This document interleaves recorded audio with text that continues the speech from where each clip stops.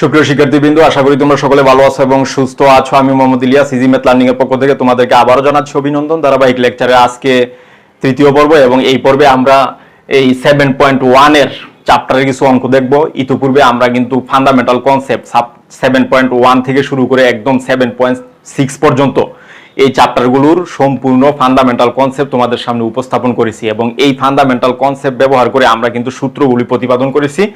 প্রাপ্ত সূত্রগুলোকে ব্যবহার করে আমরা এখন এই অঙ্কগুলি করব। তাহলে দেখো, এটা হচ্ছে 7.1 এর এসইউ আহমেদের বইয়ের 7.1 দেখো চ্যাপ্টারের 1 এর 5 নাম্বার অঙ্ক। 1 এর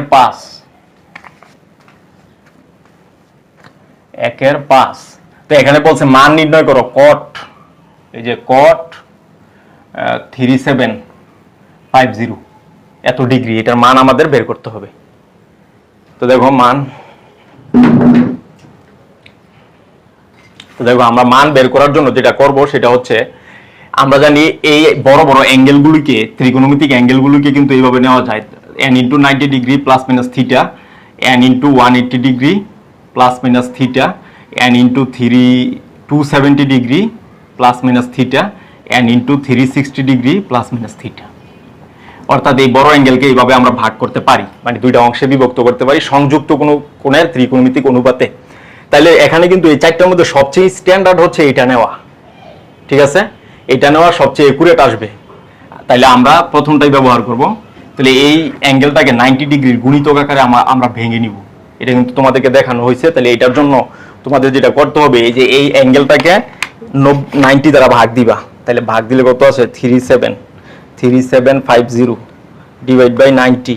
তাহলে আসতেছে, পূর্ণ সংখ্যাটা নিতে হবে 41 দশমিক সামথিং আসছে, আমাকে নিতে হবে 41। এই যে 41 * 90।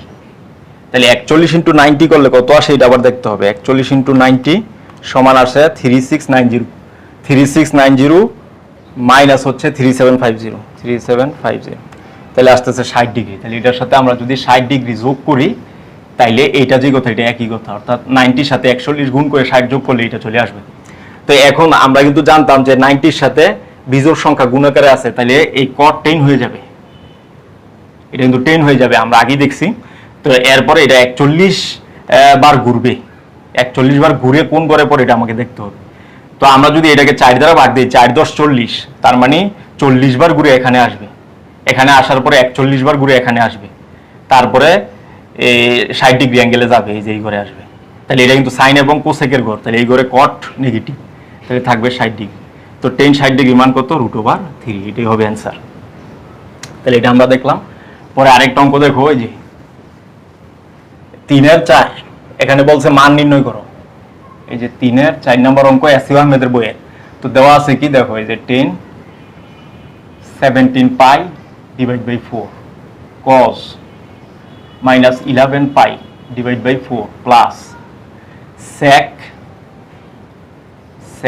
Minus 34 pi divide by 3। তারপর হচ্ছে cosec 25 পাই বাই 6। এই যে আমরা পাই। তাহলে এখানে যদি আমরা ক্যালকুলেশন করি কি আসবে, এগুলিকে বড় বড় অ্যাঙ্গেলকে আমাদেরকে ছোট অ্যাঙ্গেলে পরিণত করতে হবে 4 এর গুণিতক আকারে। তাহলে আমরা কিন্তু লিখতে পারি 4 × 16, তার মানে 4 pi plus pi by 6 pi by 4। এটা আমরা লিখতে পারি, কারণ 4 × 16 আর 1 17, এটাকে ভাঙিয়ে আমরা এটা লিখতে পারি। আর cos মাইনাস থিটা কিন্তু আমরা জানি প্লাস cos থিটা, তাহলে মাইনাসটা উঠে যাবে। 4 দ্বারা কতকে গুণ করলে 11 কাছাকাছি, আমরা জানি 4 × 2 = 8, 3 × 4 = 12। তাহলে 3 পাই মাইনাস পাই বাই 4 এটা করা যায়, মানে 3 × 4 = 12 থেকে 1 গেলে আবার 11ই থাকে। sec মাইনাস থিটা সমান আমরা জানি প্লাস sec থিটা, তাহলে আমরা লিখতে পারি sec কত দ্বারা গুণ করলে, 3 এর সাথে কত গুণ করলে 34 এর কাছাকাছি যাওয়া যাবে। তাহলে 3 × 11 = 33। তাহলে এই যে 11 পাই প্লাস পাই বাই 3 এটা আমরা লিখতে পারি। দেন cosec এই যে 25, তাহলে 424 4 পাই প্লাস পাই বাই 6 এটা আমরা লিখতে পারি। তো দেখো এখন আমাদের এই যে পাই আছে, পাইয়ের সাথে যে সংখ্যায় গুণাকারে থাকুক না কেন 10 থাকবে।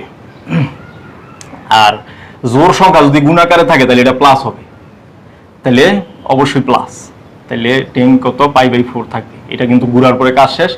3 পাই, তাহলে এটাও cos ই থাকবে, কিন্তু কোন ঘরে পড়ে সেটা আমাকে দেখতে হবে।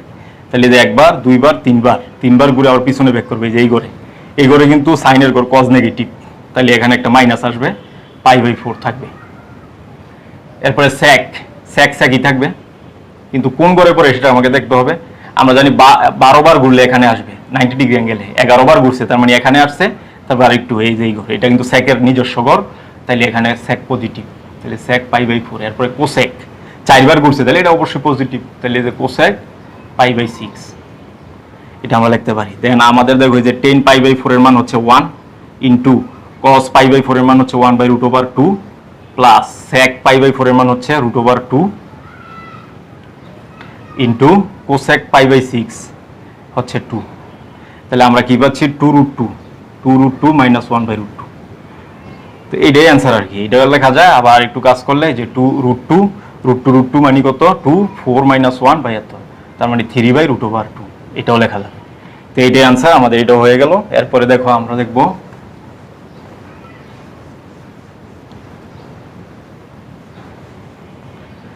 এরপরে দেখো এই যে 6/2, এটা ইম্পর্টেন্ট অঙ্ক। 6/2 তো বলা আছে মান নির্ণয় করো, তাহলে দেওয়া আছে কি sin square π/7 plus sin square 5π/7 sorry 14 plus sin square 8π/7 sin square 8π/7 plus sin square 9π/7 14 sin square 9π/14, এটা আমরা পাই। তাহলে আমরা এখানে কি পাচ্ছি sin স্কয়ার π/7। নিয়ম হচ্ছে প্রথম দুইটাকে আমাদের রেখে দিতে হবে। দেখো এই যে এরকম যদি থাকে 4টা করে, একটা 2টা 3টা 4টা, তাহলে আমাদের কাজ হচ্ছে প্রথম দুইটাকে আমরা রেখে দিব। প্রথম দুইটাকে আমরা রেখে দিলাম, দেন এই দুইটাকে আমরা ভাঙবো। এই দুইটাকে ভাঙলে দেখো এটাকে যদি আমরা ভাঙি, কিভাবে ভাঙা যায়, sin স্কয়ার π মাইনাস π প্লাস π/7, এটা কিন্তু লেখা যাবে, কারণ 7 কে 7 আর 8, 8টা পাই আছে। এটাকে লেখা যাবে sin স্কয়ার π মাইনাস 5π/14, এটা লেখা যাবে। 14 থেকে 5 গেলে 9, তাহলে আমরা কিন্তু এখানে পাচ্ছি sin square π/7 plus sin square 5π/14। এখানে হবে এই যে এটা কিন্তু সব, এটা কিন্তু গড়গুলোর দরকার নাই, কারণ স্কয়ার আছে অলওয়েজ পজিটিভ, আর পাই থাকলে সাইনই থাকবে, তাহলে sin স্কয়ার π/7 প্লাস এখানে কি হবে sin স্কয়ার 5π/14। তাহলে দেখো এই যে এটাও sin স্কয়ার 5π/14, এটাও sin স্কয়ার 5π/14, আর এটা sin স্কয়ার π/7 sin স্কয়ার, তাহলে 2 sin স্কয়ার π/7, আর এখানে 2 sin স্কয়ার 5π/14। তাহলে কি আসতেছে দেখো, এটা কিন্তু সাইন আর এটা হচ্ছে সাইন, তাহলে এটা কস বানাইতে পারলে আমাদের সুবিধা, আর অ্যাঙ্গেলটাও সেম বানাইতে হবে। তাহলে এটা বানানোর সিস্টেম কি, আমাদের কি করতে হবে, π/2 অবশ্যই আনতে হবে, কস যেহেতু বানাইতে হবে π/2, আর এখানে লিখতে পারি আমরা মাইনাস এখানে 7, তাহলে দুইটার লসাগু কত 7 × 14, তাহলে 7 থেকে 2 গেলে 7, হ্যাঁ 7, এটা আমরা লিখতে পারি, কারণ এটাকে লসাগু করলে আবার এটাই চলে আসে, কারণ 7 × 14 7, আর এলো 2 × 2, 7 থেকে 2 গেলে 5, এটাকে ভাঙে এটা লেখা যায়, অর্থাৎ এটা যে কথা এটা একই কথা। তাহলে আমরা কি পাচ্ছি দেখো 2 sin স্কয়ার π/7 প্লাস এই যে 90 ডিগ্রির সাথে 1 বিজোড় গুণ, তাহলে আমরা জানি এটা sin cos হয়ে যাবে, তাহলে 2 cos স্কয়ার, আর মাইনাস অলওয়েজ প্লাস হবে যেহেতু স্কয়ার আছে, তাহলে এই যে দুইটার মধ্যে কমন যায় কি 2, তাহলে দেখো দুইটার মধ্যে কমন যায় 2, থাকে sin square π/7 plus cos square π/7, তাহলে sin square theta plus cos square theta equal to কিন্তু 1, তাহলে আমরা কি পাচ্ছি 2, এটাই আমাদের অ্যান্সার। এরপর আরেকটা দেখো 9/3,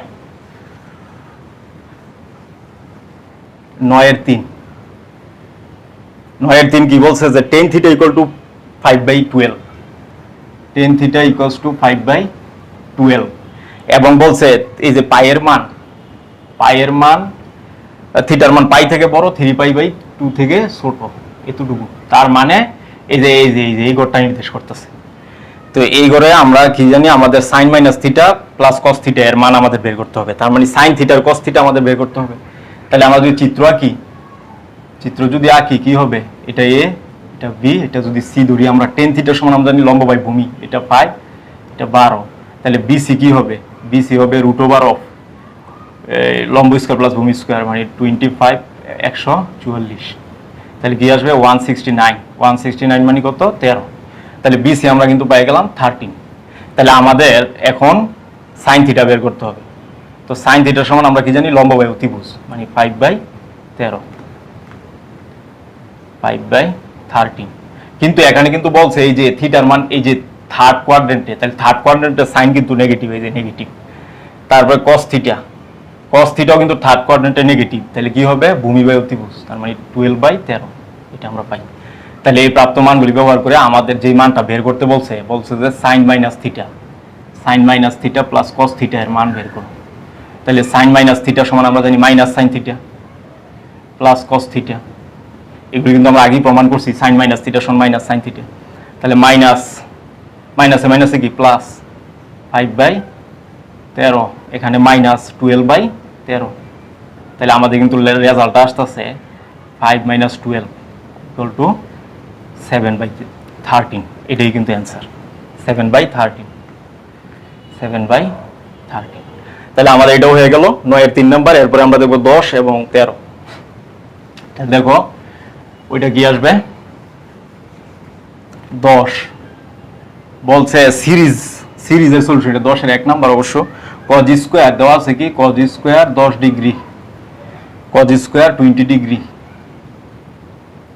plus cos square 30 degree, cos square 30 degree plus dot dot dot plus cos square 80 degree. এটা আমরা পাইলাম। তো দেখো এই ধরনের সিরিজের ক্ষেত্রে আমরা কিন্তু জানি যে ক্যালকুলেশন করলে এট লাস্ট একটা cos আসে, একটা sin আসে, একটা cos আসে, একটা sin আসে। এখন কতগুলো পদ আসবে দেখো, এখানে কিন্তু 10 থেকে শুরু, শেষ পদ কিন্তু 80। তাহলে দেখো এখানে শেষ পদ কত? 80। প্রথম পদ কত? প্রথম পদ হচ্ছে 10 ডিগ্রি। তাহলে পদ সংখ্যাটা আমাদের বের করতে হবে। পদ সংখ্যা আমরা জানি কত? শেষ পদ মাইনাস প্রথম পদ, শেষ পদ মাইনাস প্রথম পদ বাই সাধারণ অন্তর প্লাস হচ্ছে ডি প্লাস হচ্ছে 1, এটা। তাহলে শেষ পদ কত? 80, এই যে 80 বিয়োগ 10, আর সাধারণ অন্তর কত? 10 থেকে 20, তার মানে 10 করে বাড়ছে, প্লাস হচ্ছে 1। তাহলে এখানে কিন্তু থাকে 70/10 প্লাস হচ্ছে 1। তাহলে 7 × 10 = 70, 7 আর 1 যোগ করলে কত? 8। তার মানে এখানে টোটাল পদ আছে 8টা। তার মানে জোড় গঠন করলে কিন্তু হবে, দেখো 8টা পদ আছে। তাহলে 8টা পদ আমরা যদি বের করতে চাই তাহলে কি আসবে? দেখো ব্যাপারটা হবে এরকম আর কি, যে cos square 10 degree plus sin square 10 degree plus cos square 20 degree plus sin square 20 degree. অর্থাৎ প্রত্যেকটা একটা করে জোড়া গঠন হবে। দেন হবে cos square 30 degree sin square 30 degree, এরকম ভাবে আসবে। 1 2 3 4 5 6টা লিখলাম। তারপরে হচ্ছে cos square 40 degree sin square 40 degree, এরকম ভাবে 8টা পদ আসবে। তাইলে এখানে দেখো এই দুইটা মিলা কিন্তু 1, এই দুইটা মিলা, এই যে এই দুইটা মিলা কিন্তু 1। এখানে মেইন হচ্ছে পদ সংখ্যা যেহেতু 8 আসছে, তাহলে আমার একটা cos একটা sin, একটা cos একটা sin, এরকম ভাবে 8টা পদ আমি লিখবো। লেখার পরে এই যে এই জোড়া মিললা 1, এই জোড়া মিললা 1, এই জোড়া মিলে 1, এই জোড়া মিললা 1, তাহলে কত আসে? রেজাল্টটা হচ্ছে 4। এটাই হচ্ছে আমাদের অ্যান্সার। দেন এই যে এটাও কিন্তু একই ভাবে হবে। দেখো আরেকটা অঙ্ক, সেটা হচ্ছে 13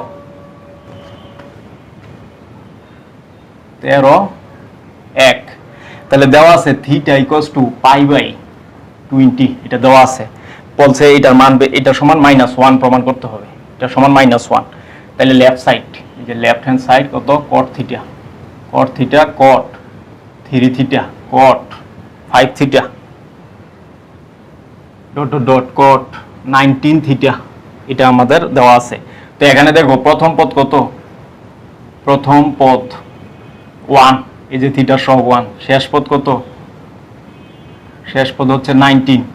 তাহলে পদ সংখ্যা কত হবে?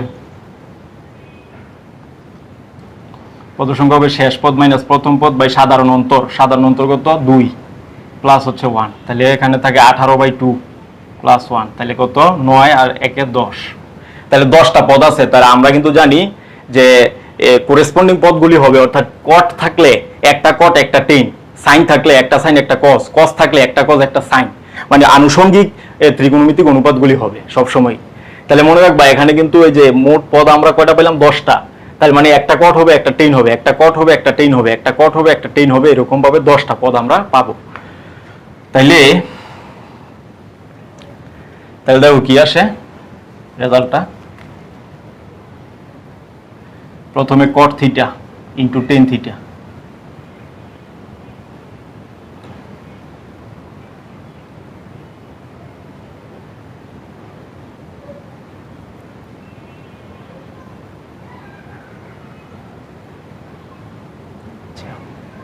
প্রত্যেকটা ক্ষেত্রে মাইনাস আসবে এখানে, কারণ হচ্ছে দেখো এই যে π/20, থিটার মান কিন্তু π/20, তার মানে এটা কিন্তু এই যে এখান থেকে বুঝতে হবে থিটার মান π/20, তার মানে এই পাই অ্যাঙ্গেলে গেলে মানে কি দ্বিতীয় কোয়াড্রেন্টে কিন্তু অবস্থিত। তাহলে একটা কট থিটা একটা -10 থিটা, আরেকটা হচ্ছে কট থিটা cot 3 থিটা -10 3 থিটা, এটা আরেকটা হচ্ছে cot 5 থিটা -10 5 থিটা। 1 2 3 4 6টা লিখলাম, 10টা লিখতে হবে। cot 7 থিটা -10 7 থিটা, তাহলে cot 9 থিটা, দেখো cot 9 থিটা -10 9 থিটা, এগুলি আমরা পাই। তাহলে চিন্তা করো এখানে মাইনাস 1টা 2টা 3টা 4টা 5টা, তাহলে বিজোড় সংখ্যক মাইনাস, তাহলে একটা মাইনাস থাকবে। তো tan থিটা cot থিটা গুণ করলে কিন্তু আমরা জানি রেজাল্ট হয় 1, tan থিটা cot থিটা গুণ করলে রেজাল্ট হয় 1, এটাও 1 এটাও 1 এটাও 1, তাহলে সবগুলি 1 গুণ করলে মাইনাসের 1, এটাই কিন্তু রাইট হ্যান্ড সাইড। এই যে তো এইভাবে আমরা কিন্তু অঙ্কগুলি সহজেই করতে পারি। তাহলে এই পর্যন্ত আজকে 7.1 সম্পূর্ণ শেষ হয়ে গেল। আগামী দিন আবার 7.2 নিয়ে তোমাদের সামনে হাজির হব। সেই পর্যন্ত সকলের সুস্বাস্থ্য কামনা করছি। আল্লাহ হাফেজ।